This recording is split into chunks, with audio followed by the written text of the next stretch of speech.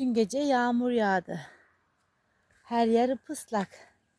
Henüz ağaçların dallarındaki damlalar kurumadı. Dökülmedi, havalanmadı.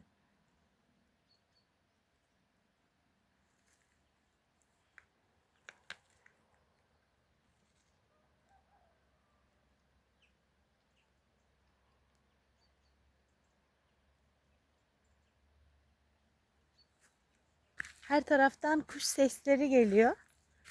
Ama ben biraz uzakta olduğum için tam sesleri algılayamıyoruz.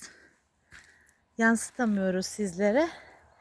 Bir de lokumu gördükleri zaman uzaklaşıyorlar.